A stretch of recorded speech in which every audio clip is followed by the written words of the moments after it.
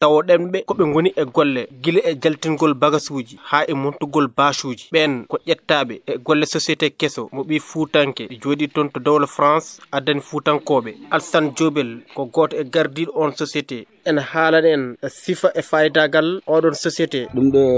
no ardini minen kam arde amen tan ko bettere ni mboɗo wawi wiide par ce que musidɗo goto no wiye Djibril Diallo ene jeeya Horkoƴere ene woni leydi France. min jokkodiri noon koye téléphone min kaldi hamin jewtude haw faami so tawi oɗo matériel o nani ɗum fof tomo joguiɓe o waɗi confiance o hokka ɗumen nafta fuurankoɓe nafta ɓiɓe fuurankoɓe. o holli noon kanko holko woni fandare makko e bagage he ko woni Dakar woni Paris ko ene yiye e téléji walla e banggue goɗɗo yo ar ɗo fuurankoɓe keeɓa kutoro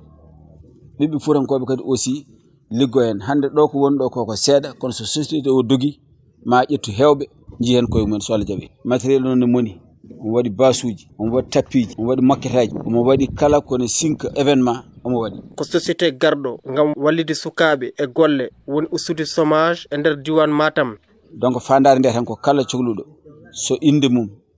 so diine mum so mariage mum so événement bawɗo wonde foof hamin mbaɗi disponible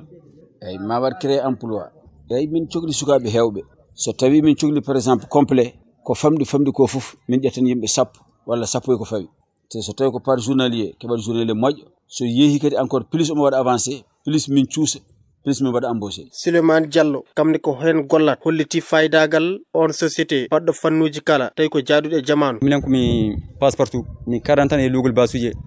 kadi amin jaari côté ko fare électricité bâtiment plus panneau solaire fof ne jeeya entreprise kala entreprise mbaɗaɗo créer ene jogui motivation pour wadde créer des emplois wadde pour l'instant ko joni mi puɗɗi inchallah so tawi Allah hokki en ko jiɗɗeno ha entreprise o dogui ha nani des fonds nden noon inchallah mami mbad recruter des jeunes ha entreprise o heɓa prospère kadi goto fof yiyen hoore mum inchallah ko ɗum fandare nde. on Djiby Diallo lollirɗo Djibison ene daari ha tiiɗi gam kala ko sohlate to banggue événement ji ene tawe e nder Fouta.